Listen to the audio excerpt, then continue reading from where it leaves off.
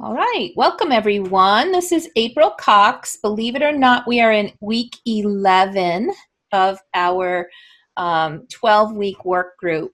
Happy to announce for you all that I'm going to add a couple of additional weeks to this. So, because I just feel like with the coronavirus and everything else that's going on out there, I had added some space between this group and the next group. So, I'm going to just give some bonus sessions for anyone that's interested, and I'm going to extend the group for a couple of weeks just because I really want to continue to support your efforts. So, I hope you like that. We've got some great topics. And today I'm going to cover Amazon setup, keywords, and categories. So many of you who are here with us, I would say just about all of you, want to make sure that your book is going to be available on Amazon. And so as a result, we need to be able to kind of go through the Amazon setup process and talk about issues like what do we think is going to help you drive those organic sales. So I'm going to touch on some of those things today. I'm going to stop the share here and let me just change the view. So this is going to be a very hands-on where I'm going to just kind of share my desktop and walk through a number of different activities and ways that you can help prepare yourself for setup on Amazon.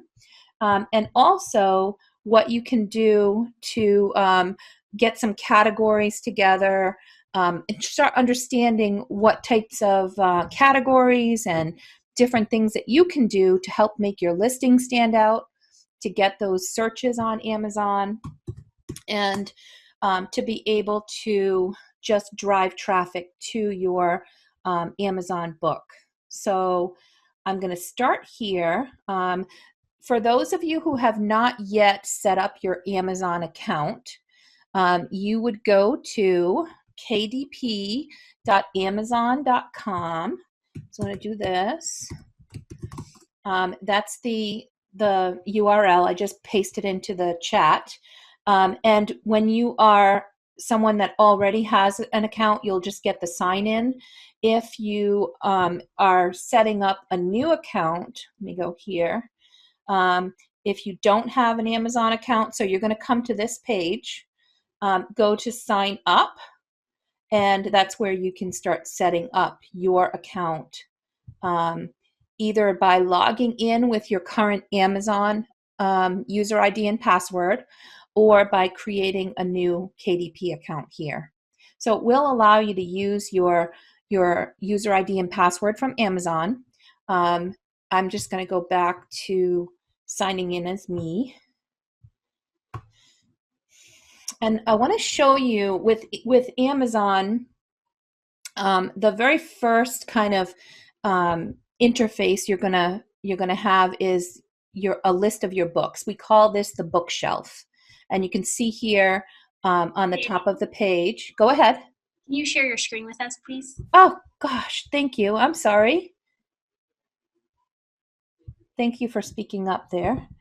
Okay, so I'm going to sign out and go back to show you. So this is the page that you will initially be brought to when you go to kdp.amazon.com. And if you don't yet have an account, you're going to click here to sign up, and you will come to this sign in here. If you have an existing Amazon account, you can log in with your existing Amazon account. If you do not have anything currently with Amazon, you can click to create your account here. And it's pretty self-explanatory to set up a new account. So now I'm going to just go to a regular sign-in. So there's this is when I log in, this is the Amazon interface, and this is called the bookshelf, where you can see in my account here, I have my books listed. And when you come in, you're not going to see anything. Everything will be empty if you don't have a book set up already. And you'll create your new titles by just clicking on the book information here. So I'm going to pause for a second, and I want to just do a little bit of kind of an idea of what kinds of things do you have available to you once your book is entered. So you can see here, for the books that I already have set up, I can promote and advertise from this interface. I can go edit my details of my book, the content of my book, which would be things like the file uploads that you need to do in order for you to set up your book. And there's a pricing. So these 3 pages are the 3 pages that you need to set up in order to have your book ready to publish. So you can go into any one of those pages. You can select your KDP, enroll or disenroll within Kdp Select. Promotion and advertising, you can unpublish or unlink books. So these are all available to you once the book is set.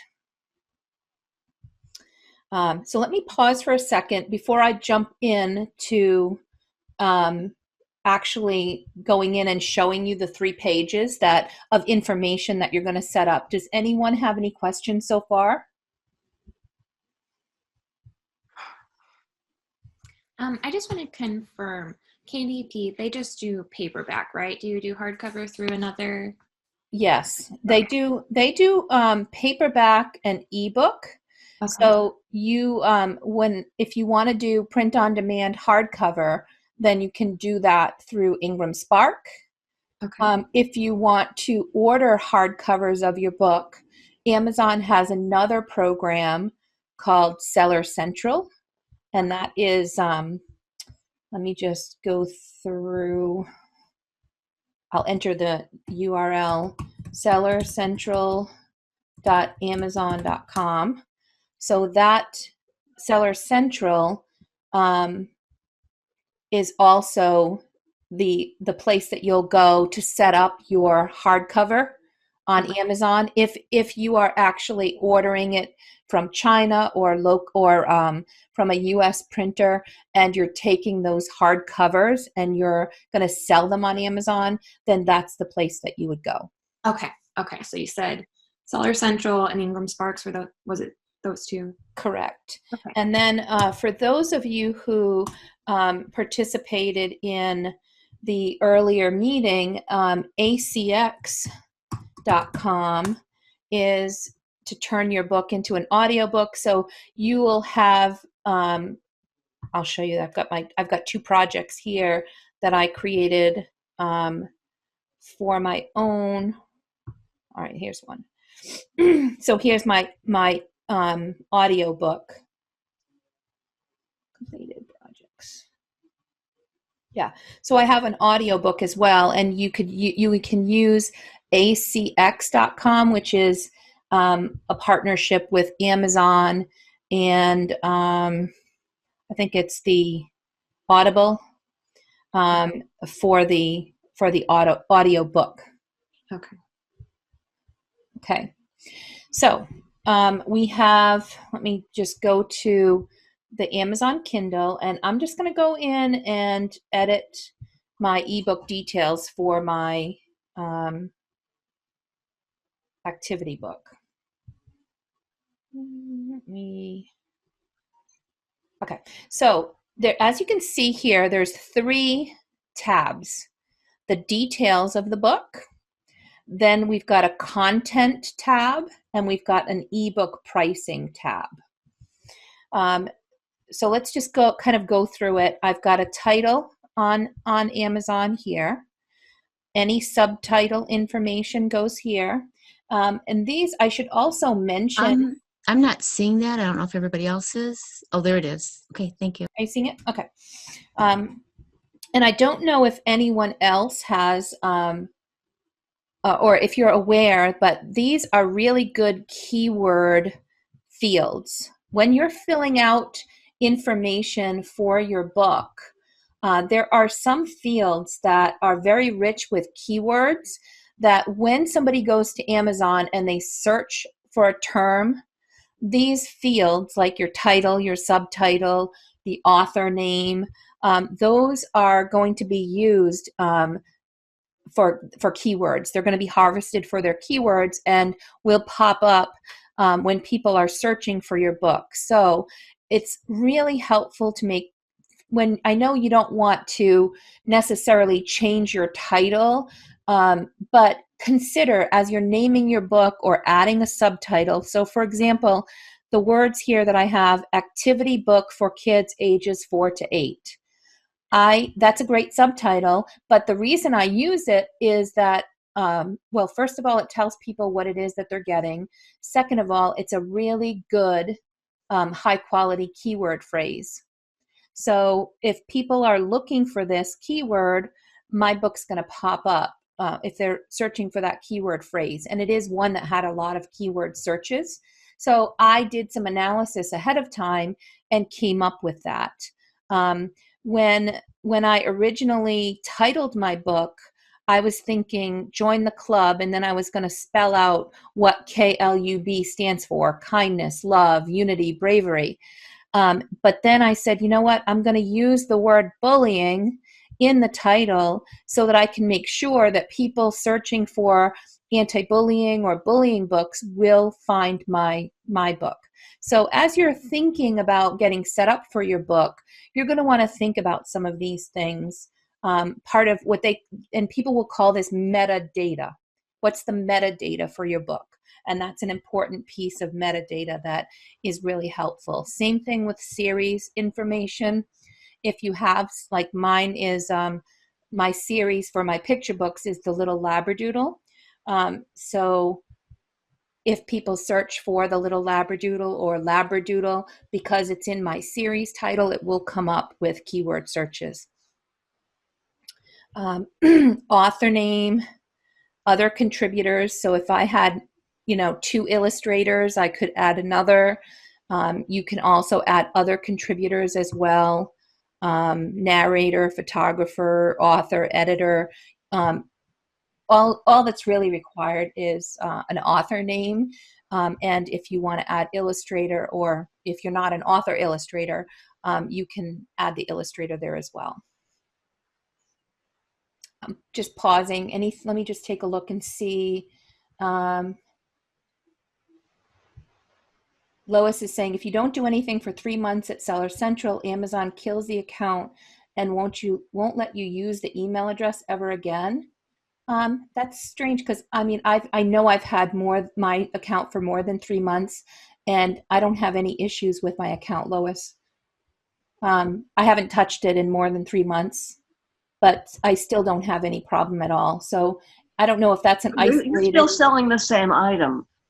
I was using it to sell leftover stuff around my house, and I went 3 months without listing something. Oh, yeah. I've gone months without listing, but you may be right. I might have something currently listed for sale.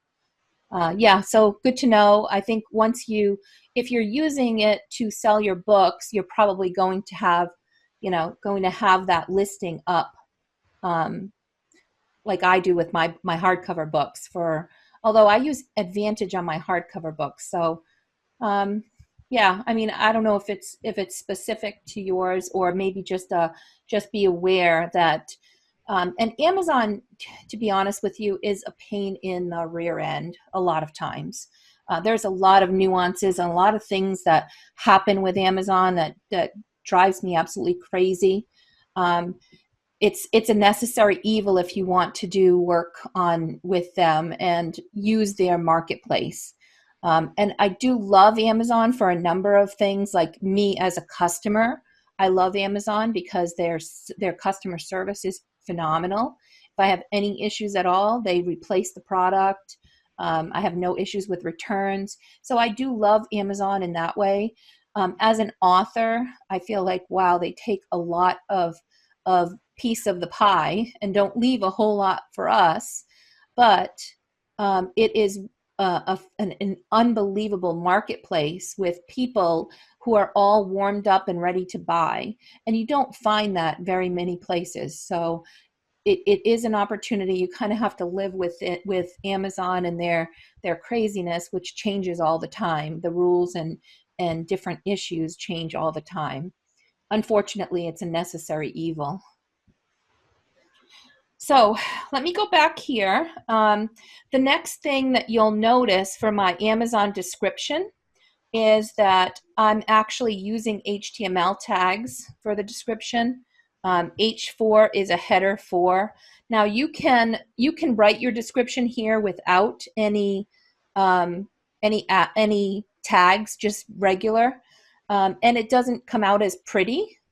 But you can use HTML tags, and the tool that I use for mine, I really love Kindlepreneur, book description generator, and this is something that you can be doing before you actually have. I'm just putting the link there. So this is a book description generator. You can go here, write your book description, change sizes, add subscript, horizontal line, whatever that you want to do, bold, italics, put it all here, and then, make it larger, smaller, underline some things, put things in italics, and when you're done and you get things just the way you like, then you click Generate My Code, and it gives you the HTML that you can use for your Amazon description. So it's a great little tool, and I'll put the link up also so that you have that. And that's where I pulled this together. And you have a certain number of characters that you can use for your description. I do have a great previously recorded session with Lori Wright about writing good copy that sells. So as you're thinking about, what you want on your Amazon page, go do some research. Take a look at some of those that are the best sellers in your niche and look at how they're describing things. You want to have a good hook that will grab people's attention. So here what I do, it says almost half of the children being bullied never report it. Could yours be one of them? So to me, that's like, I want to make the parent think, because those are the people that are there buying a bullying book. And then I give them a little bit of information about what this book can do. So it opens the door for family discussions, and it's great family time. So kids are really quiet and they don't want to share about bullying, and then you've got an activity book that forces you to have those discussions together, then it can really serve the family. And so, I talk about that in the book. Lori talks about different tips for writing good copy, how to kind of write your Amazon page so that you get the best bang for your buck and that it really sells books. So that's another one I'll post a link to in this week's discussion, and it's definitely well worth it. We won't go into a great deal about copywriting today, but it's certainly one of those we can add to the end, and I can even see if Lori would be interested in coming back and doing something with us. The publishing rights, I own it. Of course, if it's a public domain work, then you could put that there too. But most of you are just going to fill out that you own the copyright. And here with Amazon, they give you 7 keyword fields. And many people think, okay, I put 1 keyword on each line. That's not the case at all. You have all this space, and you can put keyword phrases that you want people to find to be able to come up for your particular book. So activity book for kids, children, ages. So this here, let's just take a look at this for a second. If someone says activity book, age 4, then this keyword is going to, this, because it indexes these keywords and creates other keywords out of this whole list. So activity book, kids, 4, age 4, ages 4 or 5. All of these are separate keywords that will be generated as a result of my putting everything in this field. And you've got 7 of them. Now, I did a lot of analysis about the different terms that I would use. And I'll cover that and go deeper into keyword analysis in one of our future meetings, or maybe on a Thursday where I do a couple of hours for the office hours. I will dig in further and maybe take one of you or 2 of you and run through keyword analysis so that you guys can think about how to do that for your book as well. So this is very powerful because this is the main metadata that's going to help you get your organic book sales. Okay. I'm just looking at the questions here. Is this also where you add pictures to your description? Not here, but I will show April, you. it was on the what do you call it? The Dave Chesson Kindlepreneur site. Oh, yeah, no, you can't add pictures in your description, but I will show you how we do get some extra pictures in, and that's a part of what I'm going to recommend for you as you're setting up your book. So I'll touch on that, but it's not in this area, but I can show you more. So then the rest of this page is your age range, your grades, and then, do you want to set up a pre-order, or if you just want to move forward and actually set up the book. So this is an option. I don't see that here because I've already selected it, but are you doing a pre-order or are you moving forward? Once you fill that out, you go to the second tab. Now this is the tab that's titled Content, and Content will provide you with the Kindle book cover. I'm just going to skip over that first section and I'll go back to it. So when we talk about where's the picture coming from, so you're going to upload the cover. Now, the graphic designer or book formatter that you work with will be the one taking all of your illustrations, putting it into a nice layout for you, and then what they're going to give you is your book files. You'll have a book cover that you can upload. You'll have files that you can upload with your ebook or your paperback. And so here is where you're going to do that. And this image of your book cover is one of the ones that you'll see as on your on your Amazon listing. You also have the ability to upload the content itself and do a preview there. And then if you have an ISBN, I probably should update that with my ISBN. The top of the page, I'm just going to go up to the top here, is digital rights management. Do you want to enable digital rights management? And what that means is I always turn it on because why not? But people, if I don't have it on and somebody downloads my ebook, they're able to share it with other people, and they don't have to purchase the book. So if I enable digital rights management, then there's a digital code for that individual that just downloaded the book. And if they try to share it with somebody else, it won't allow them to open it. They've got to go get their own. So I enable that too, because it's better. I just feel like it's better for people to go get their own copy, and I make it free often enough that if they wanted to get a free copy, it's pretty easy. I even make it available on my website. So you will also be uploading your manuscript here, which is the inside of your ebook. So when you get down to this section, it will, and I'll talk a little bit while this, because this might take a few minutes to pull up. Oh, maybe it won't. Okay. So here you see in the corner, you can check out how it'll look on sideways or portrait. And this is the ebook, remember. So and I can go through and just scroll so that I can see each of the pages. It will also give me, if there's an error, it will tell me that I've got things outside of the lines, or there's some error that I need to be aware of.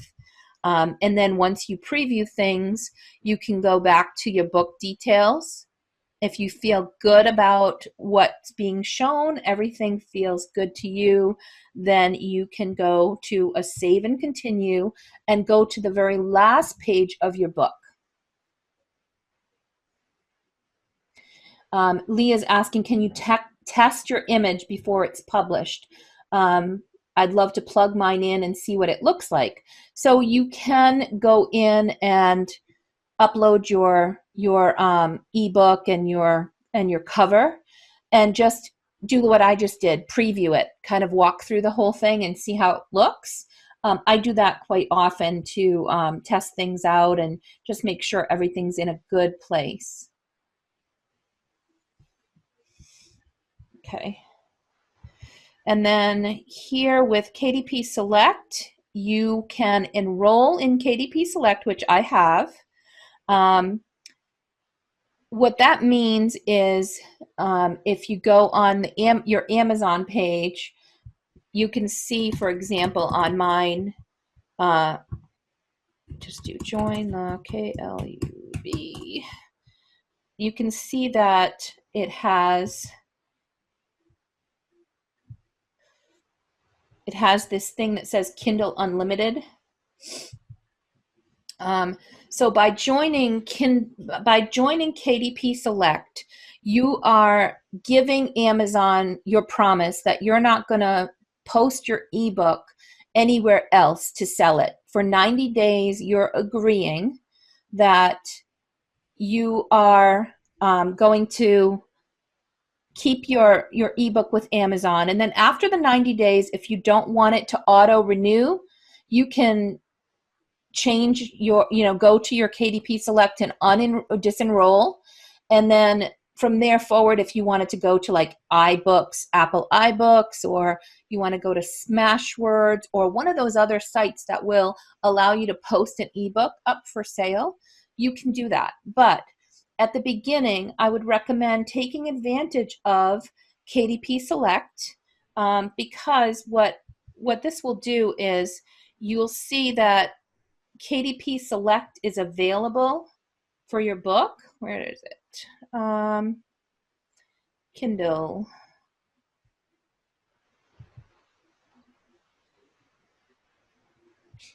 I know I just saw it there. Yeah, so it says Kindle Unlimited. So I pay a monthly fee to allow myself to get unlimited books, to download unlimited books. But though only those that enroll in Kdp Select are part of what this Kindle Unlimited program. So now you might say, if I'm in Kdp Select and people are getting to read my book for free, how do I get paid? Well, Amazon actually pays you for page reads. So if my book gets 32 pages read, they're going to capture that amount plus anything that happens over the month. And then there's a fee, an amount that they'll multiply. Each month it's different, but you get paid for how many page reads you have, and that covers Kindle Unlimited.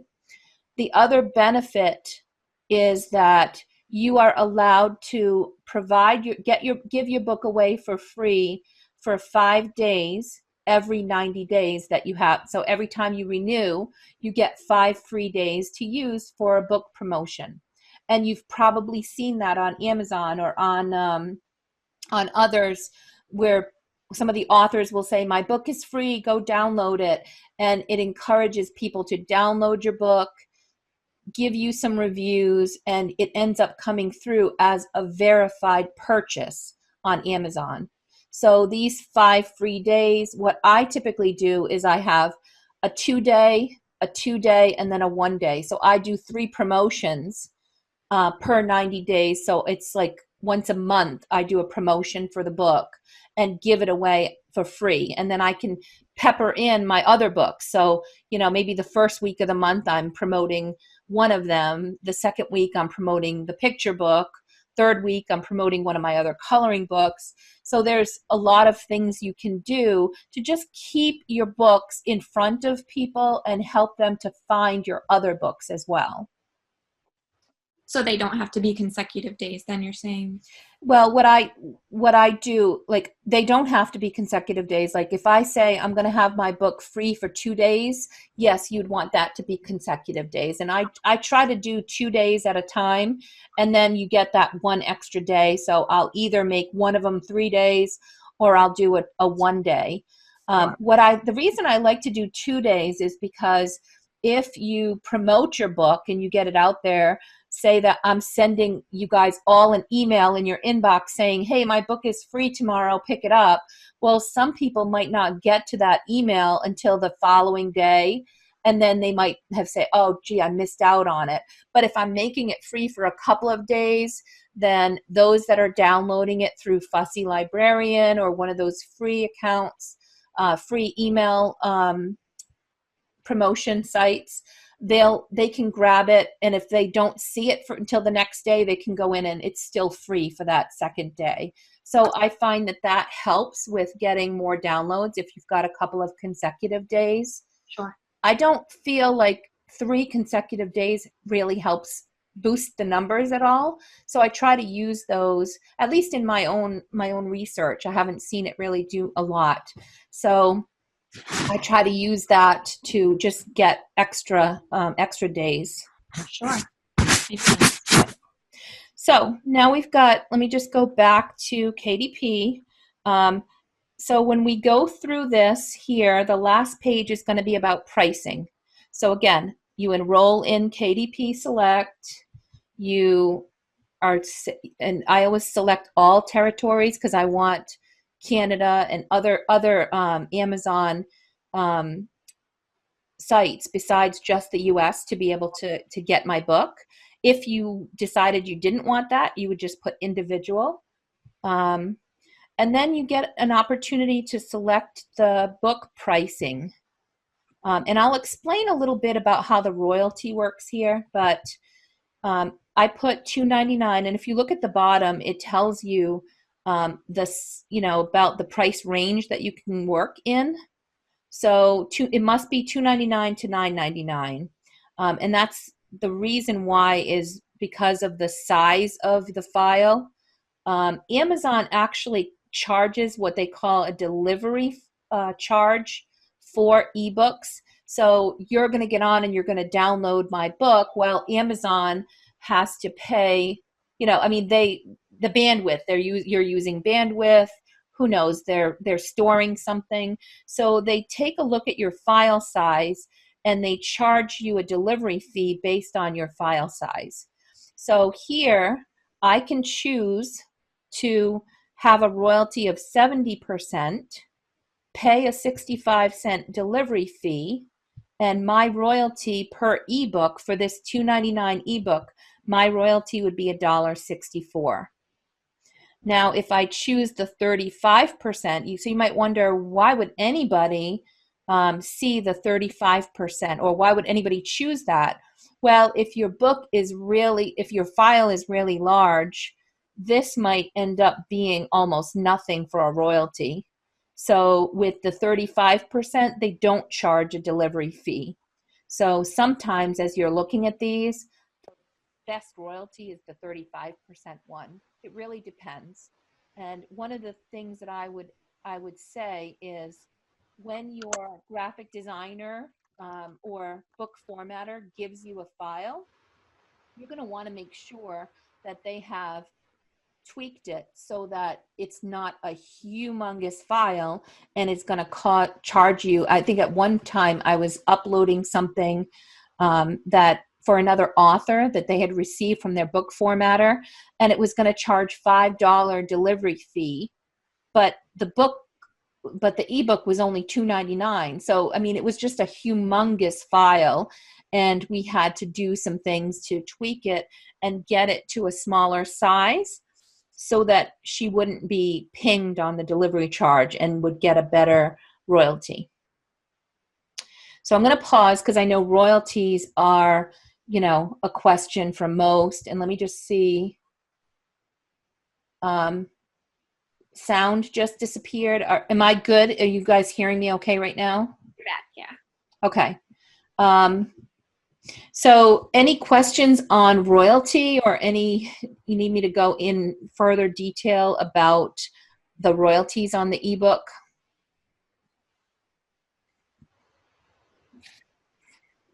Okay. So now once you get, so you've got 3 tabs, 3 pages. We walked through all of the different things. Do you want to allow lending for your book? I always check it off because why not? It allows people to that downloaded my book to lend it to somebody else. You can uncheck it if you prefer that they don't have that ability. And then publish the Kindle book. So you could just click publish, and then it goes. It usually takes 2 or 3 days before you see it live on Amazon. But I want to show you one other thing. If I go into my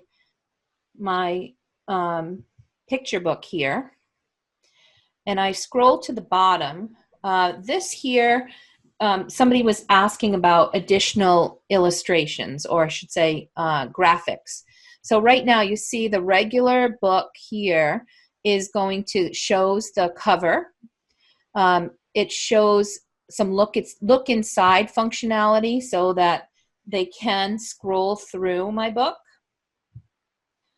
Normally, you can only preview a couple of pages before it runs out and tells you you've got to buy the book. However, if you want more, like I just did with my book, if you want more pages to show, you can send a message to Amazon and ask them to increase it. So I think that the maximum, I believe, is 45%. So I usually increase to the maximum to allow people to see the book and just, you know, determine if they're going to like it or not. The other part of this is at the bottom of the page where you see from the publisher. This is something called it's called A+ content. So I have been able to post this because of my publishing account that I have with Amazon. I'm able to post this to myself, and you might have heard the account, something called an Advantage account. If you have an Advantage account already, for those of you who've got books out there, you usually have to request that they add A+ content to your menu. And now they're starting to deny that. So I think they've pretty much closed this out. But the good news is that because I kind of grandfathered in, I have the ability to do this, to create these, and also create them for others. So I am happy to create A+ content for you. And you can see how it really takes lots of beautiful graphics and allows you to just do so much more than a regular just Amazon description. And one of the things I really love about A+ content is mobile. If you go access my Amazon page, this Amazon page from your mobile, the very first thing it's going to do is jump down to here. It jumps right down to the A+ content, and then the description. So now if I look at what percentage of people are hitting my website store from mobile, it's between 60 and 80%, depending on what I'm looking at, a web page or my Amazon store. So there's a ton of people, the majority of people out there are using some form of mobile technology. So these A+ pages will show really gorgeous images. There's lots of different ways to lay it out and create something really beautiful. I'll show you a couple of others because you've got all kinds of modules that you can use. I'm going to go to Wally and the Sweet Mountain Candy Factory. I think she's used pretty much all of the, and this is from Megan Christensen, who was a attendee from one of my previous groups. And she's also an author that I coach and I help with her books as well. So here is her A+ content. We're able to create something really beautiful, large text. We created these right in Canva, and we put together this beautiful A+ content that provides, real value and shows the individual what they're getting. And there was lots, like I said, she used pretty much everything that you could with the A+ content. You can add, I think, up to 5 modules maybe, and she used as many as she could. So it shows a lot of really cool things. And, if I was looking at this and coming in as somebody from an iPad or a mobile device, look at what an amazing, cute little, it just shows so much depth and beauty and the benefits of this book. So they're dumped into this very rich content instead of just this Amazon description up here, which is what most people have. Most people have this, and they have to decide if they're going to read more or not. So I definitely recommend getting A+ content set up for your book as well. And I can do that as soon as the book is published, then we can set that up together. You just have to set up some time with me and mention that you want to work on A+ content, and we'll do it together. I actually have my son helping with A+ content set up too, because I had so many people that wanted to take advantage of it and just don't have these accounts. The Advantage accounts aren't being granted any longer. So I was really happy to find that I could do it for others. Any question? Hey, April, can you go over what was the advantage for the Advantage accounts besides A+ content? Well, I don't know if it really makes sense to go over in great detail because they closed out the accounts. They're not giving them out anymore, but I can do a little bit. So my Advantage account is where I'm selling the hardcover books. Instead of Seller Central, I'm able to go on to Advantage. I have access to things like setting up stores. I can set up because I actually have a store for myself using the Advantage and the extra privileges I have there.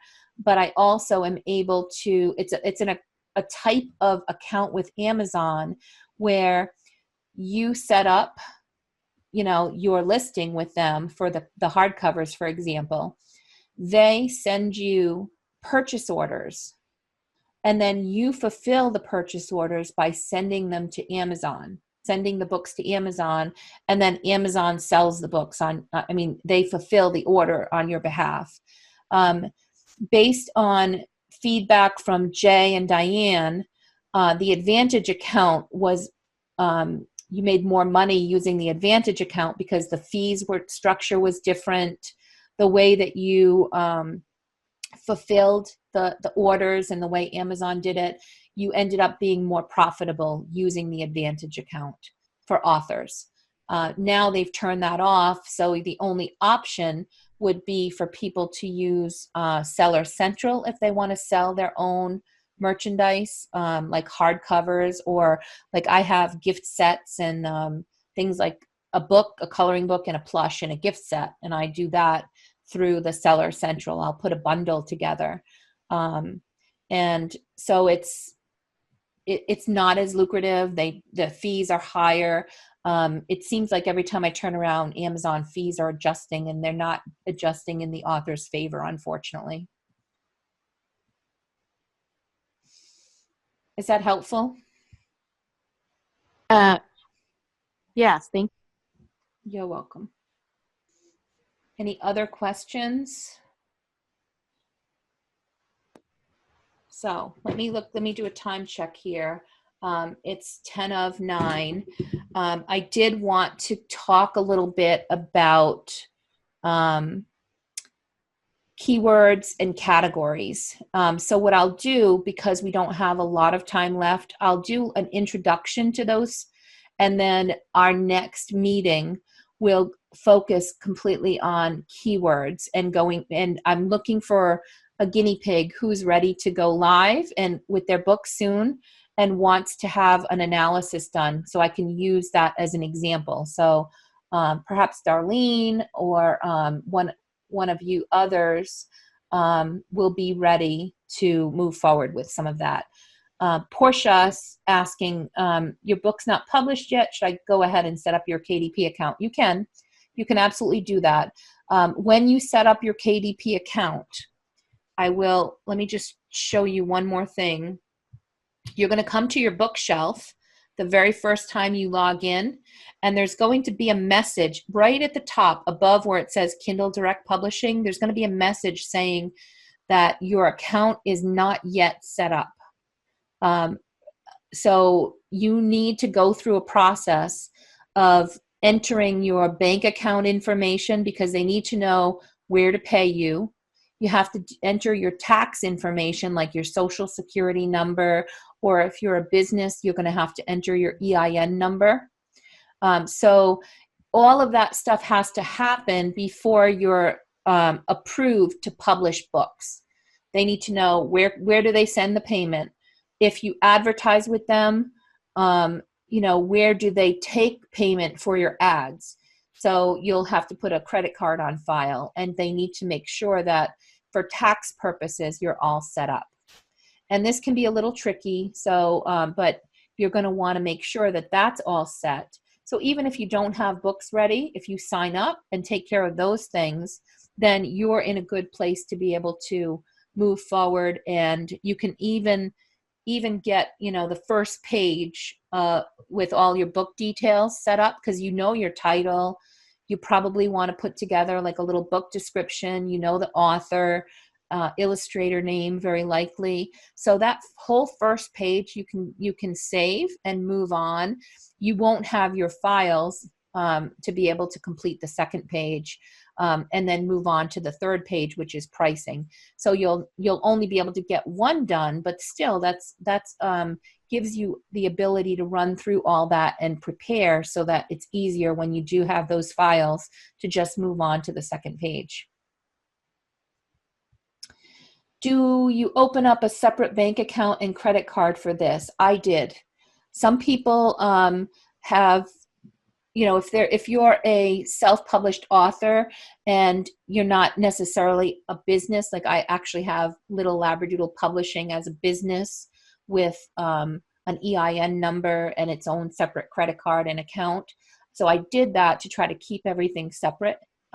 You can also, if you just want to be, April Cox self-publisher, but you want to keep things separate, you can just take one of your credit cards and say, I'm going to, all my expenses, I'm going to use this credit card for business, just so it's easier to keep track of. And I'm going to take this savings account or open a separate checking account just so that I can keep it separate from my regular business, personal spending. And that's a wise decision, because when it comes time to capturing all the details, it will make it easier around tax time to just prepare all of that stuff. Any other questions?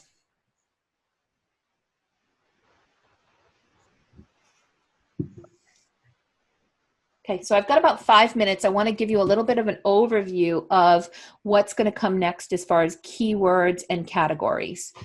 First thing I'm going to do is I'm going to go to Amazon, and I'm going to search for,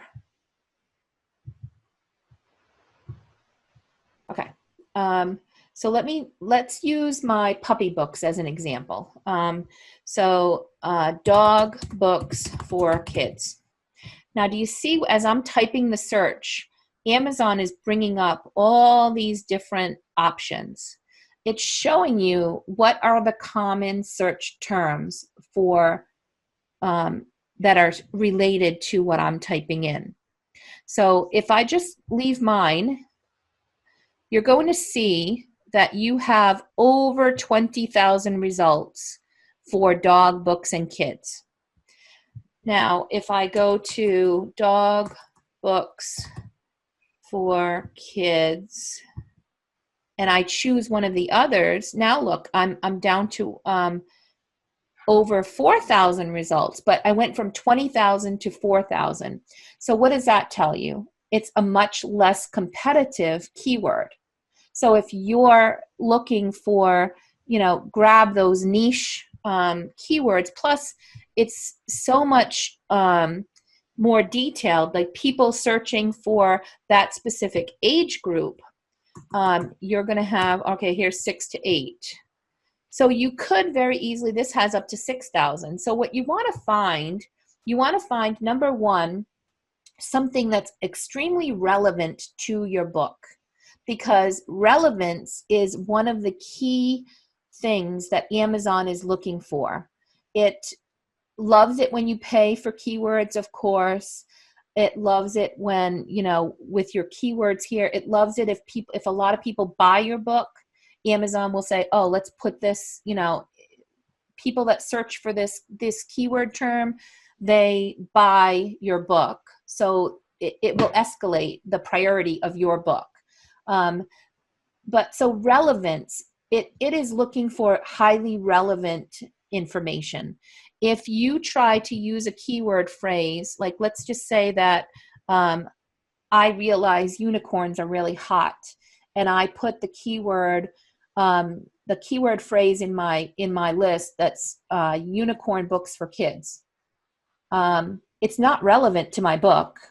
If it comes up in a search and I've made that one of my keywords, Amazon's going to see that people don't click on it. Like they might have, my book will be shown, which we call an impression. So as you see, I'm looking here, and these books are being shown to me. So the people that have put these books on Amazon have received an impression. Somebody saw their book. Okay. Now, if I click on it, I don't want to click on anything that's like an ad, because I don't want it to charge people. So if I click on this, now Amazon just registered that my search term, dog books for kids 6 to 8, got a click. So if somebody was paying for this, like they paid for an ad, and this is one of the keywords that they chose, this person would be paying for my click. So if I said 15 cents a click, this person would have been paying 15 cents. Now, Amazon looks and waits for me to decide what I'm doing here. And if I go and add to cart to purchase the book, if I put it in a wish list, it's telling Amazon this is a very relevant keyword for this book. So the more traffic, the more people that are clicking on your phrase and getting to the book, the more Amazon will continue to put your book in front of them. Okay? So when you are looking for keywords, you do want to look for highly relevant keywords. Otherwise, it's just going to say, if anybody searches for unicorns, don't bother putting April's book up there because it's not relevant. And they really care about the experience to the client, to the customer. they want the customer to get highly relevant search results when they type their keywords. So you can, as I said, you can search for different terms. Let's do barrel racing books. This is, I think of Darlene and the barrel racing book with the little girl.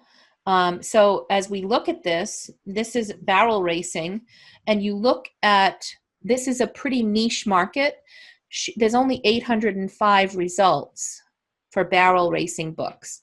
So she can probably rank pretty well if she gets some highly relevant keyword phrases. Barrel racing books for kids. You could tell that they're not suggesting a whole lot when we're putting things in here, because not a lot of people are searching for this. But barrel racing books for kids has 165 results. So you can test out a lot of these keywords, just by going to Amazon and checking out how much of a niche it is, see the different things that they suggest here, and potentially go find the ones that have lower amount of competition, high amount of relevancy, and finding the right keywords is going to be really critical and important. The other thing that's going to be really important as well, so if we go down here and we search through your competition, so let's just say this is Darlene's competition. Here's a barrel racing book. And if we go and take a look at it, the other thing I want you to think about and look at is what categories are the books being put into. So this one has got, children's, girls, and women's books. So this is one of the categories that perhaps Darlene should be thinking about.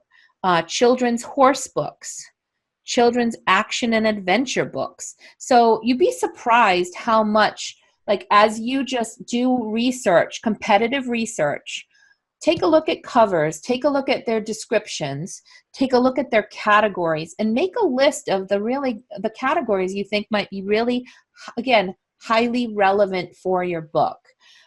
There's also, when we get together for our next meeting where I really focus on categories and keywords, I'm going to show you some tools that I use, that I purchased and I can use and I can help you guys with, that allow me to actually look up keywords for some of these high performing competitors. So we can find categories that are really the most relevant for you. We can go to your number one competitor and say, let's pull all the keywords that are relevant for this book. And it will give me the list of keywords that particular book is looking for, is registered, or I should say indexed for. So lots and lots of exciting things I can show you about how we do better and improve your chances of getting more, better ads, more organic traffic that you don't have to pay for, and get, set your book's metadata as with the best possible results that you can. And I will be doing that. We'll do more of that next week. Kathy's asking, you're looking for the biggest numbers. Yeah, so Amazon, no, if your Amazon book says that you're 1 out of 400, that just means that, or here, 165. So there's only 165 books that are competing for this keyword phrase. If it said 10,000, that means 10,000 books out there have used that keyword phrase. So it's going to be a lot harder for you to float to the top for that keyword phrase. So it's more about the competition. What's the competition doing? And so competitive analysis, I would, as some homework for you, go and do some competitive analysis. If you've got, and maybe Darlene wants to do things for like children's books about horses. 4,000 results, which isn't too bad. I mean, it's not 20,000 or 10,000, but take a look at the bestsellers. What are they doing? This is bestseller in horse riding. What are they doing with their images? What are they doing with their descriptions? How does your description compare? How does your cover compare?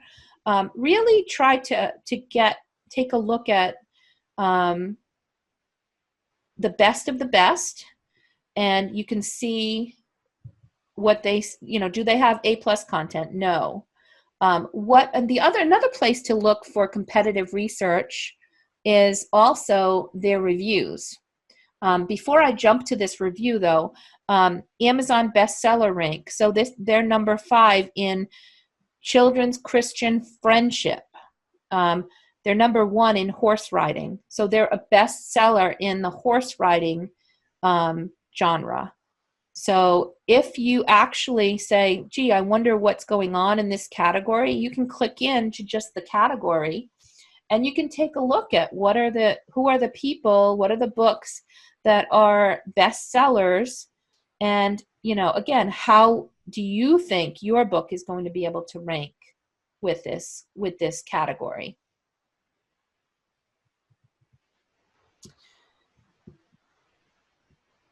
Anything? I also mentioned, I mentioned the reviews as well.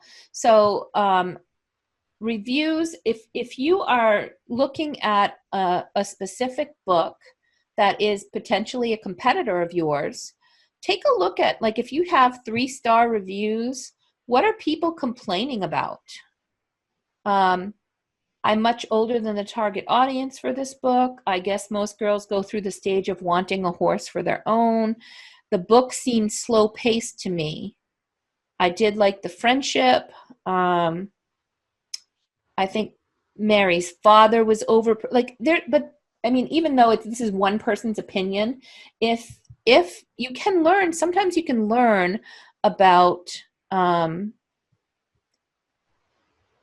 things that you need to go back and look at with your book. Like, does your book have slow pacing? Is there, and perhaps this would be more applicable if for a different type of book. For example, my activity books, I went in and actually looked at activity books and found out what were people raving about, what are people upset about, or what brought the rating down for some of the activity books. And so as I got a list of, this is like, what are people looking for in this genre in activity books? And so I made sure to add and to tweak my design of my book to make sure that it addressed some of the things that people were complaining about, so that I didn't also fall into some of those same things. Make sense? So lots and lots of information today. And, over the next couple of weeks, there'll be a lot more information. I'm going to be here on Thursday for 2 hours. I'm going to arrive at 8 o'clock Eastern, and I'll be here through 10 Eastern. If you would like to drop in and just, start looking at some competitive research together, or you want to do some keywords, categories, talk about anything that you're stuck on, then drop in and I'll be happy to take you in the order of, who comes in first and how long we have. If you can't make that time slot and you want to hang out, or you want to have a one-on-one, schedule time on my calendar, or just message me and we'll work something out and we'll do a one-on-one together. And I'll go through some answers and try to help you get unstuck and move you forward. Okay? Awesome. Thank you. Any other questions? I know we're running over, and I will be here until 9:30. So for another 20 minutes or so, if anybody like has something that they want to ask that's unrelated. So our topic is over, our discussion's over, but I always hang out for an extra half an hour after the meeting, and I'm always here half an hour before the meeting. So if you want to drop, go ahead. And if you have a question and you'd like to just work through it right now, I'll be here till 9:30.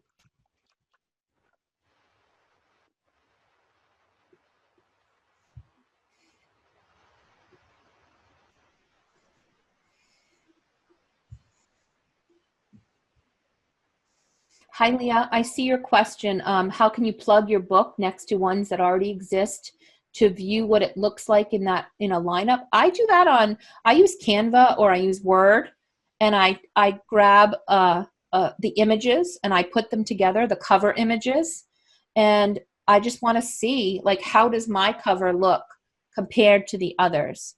Does it stand out? Does it look like it belongs? Does it look high quality? And it gives you a good opportunity to go through and just post it in our Facebook group or post it on the broader Facebook group and ask people, how does the cover compare with the others in my genre? And people are usually more than happy to give you their feedback on how things look, how things compare, and provide you with some tips or tricks to help you improve your cover.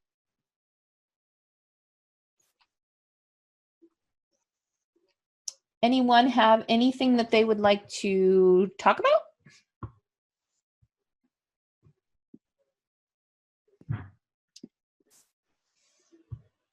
I just have a very quick question for you, April. I've been meaning to ask, who manufactures your doodle stuffed animal? I have a prototype for my Alice Eloise stuffed animal. I still have to get back in touch with that manufacturer, but I was just curious about Yeah, so mine, I'll put the website here. I was going to douglascuddletoys.com. I was going to work with someone to manufacture my own and create a specific character. And as part of my research for that, I just went on and searched all over the web and on Amazon, wherever I could find it, for Labradoodle plush toys.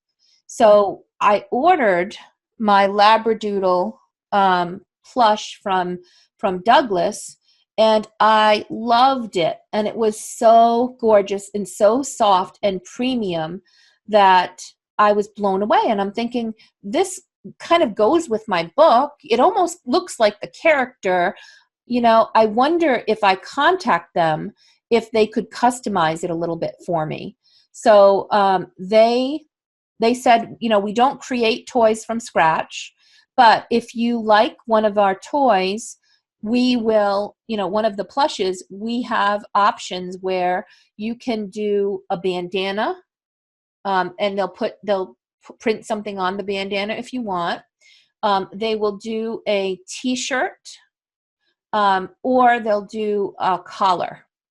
And so with those options, I ended up reaching out to them. So let me just do this. Labradoodle. So here's some of the Labradoodles that they had, and I thought they were absolutely adorable. And so I don't see a red one. But for those of you who are thinking about, pairing a plush with your book, I think Douglas is a good place to start, because what I found with Douglas, see these $9.95 ones. This is the Labradoodle that I use for my book. They retail for $9.95 here on their site. I can buy them for $5 as a vendor, and I don't have to buy in bulk.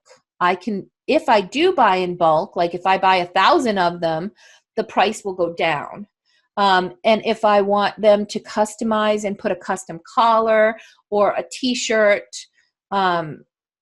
I don't know if they would do like some sort of a service dog vest, something like that.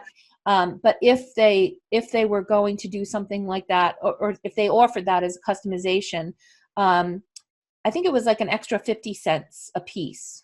Okay. They'll also do custom tags.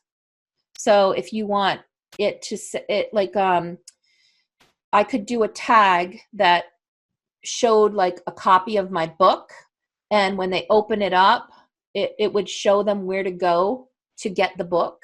So, you know, if somebody happened to just order the Labradoodle, for example, and I wanted them to know that they could grab a free ebook, and I want to get their you know, email address, I could guide them, and I could do that on the tag, on the hang tag. So custom hang tags. So there's a lot that they can do, and I'm glad to share some of the contact information that I have. And so I can, you know, even if it's just a matter of buying something for like $5.50 that retails for $9.95, you can still, you know, add shipping and sell them on your website, or pair them and say, you know, for people that want to buy the plush, go to my website, and, you know, you can get the plush, the coloring book, and the regular book in like a bundle. Or you could do that bundle and do it on Amazon, but it's going to be a lot less profitable that way. I have the Eloise prototype right here. Sorry, one second. I'm just going to turn the light on. And it's really cool. They did a really good job on her color. I love it. They make a vest that has her name and Nice. service dog. So Alice is very interested in it.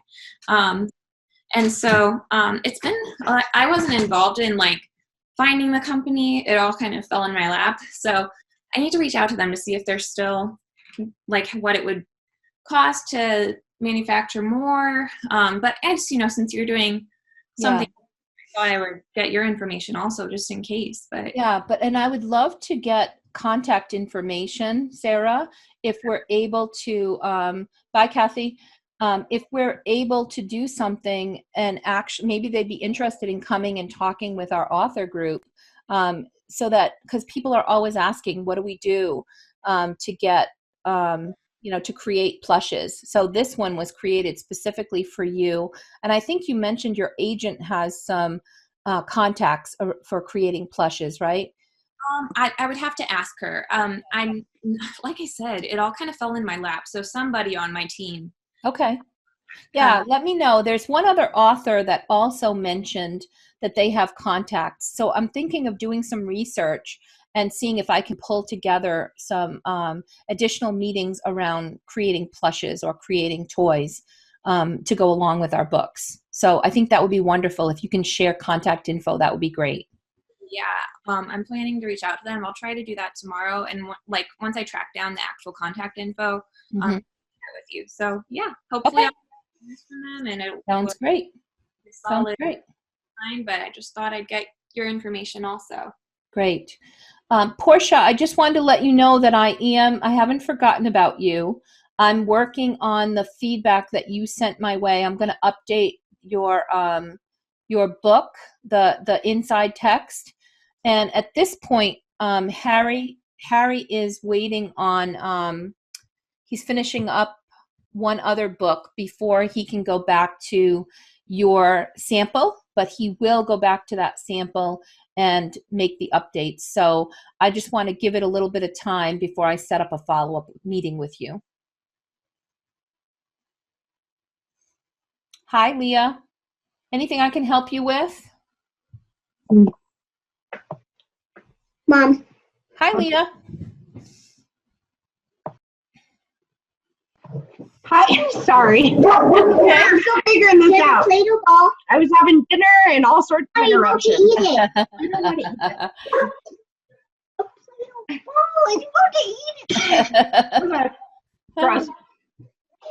Getting fed by a kid is gross. So is there anything that you can think of that you wanted to go through before we drop for today? It's just been a weird place. I was kind of like all gung-ho, like I'm gonna get all this going, and then obviously the situation is just weird right now. So I'm kind of like, do I move forward doing a Kickstarter? I don't know. I was in a weird spot. So I don't really have a ton of questions. I'm just still trying to kind of plug along, but I'm even having a hard time like posting social media stuff. I just feel like I'm a little bit on a standstill, which is fine, right? Like it's a bigger world and Yeah. I'm totally, but there's people that are like, Leah, people want to hear your content. And I don't know. I'm just struggling with that right now, to be quite honest with you. Yeah. Myself as well. I think it's helpful for me to do these online sessions because I feel like I need that interaction with everyone.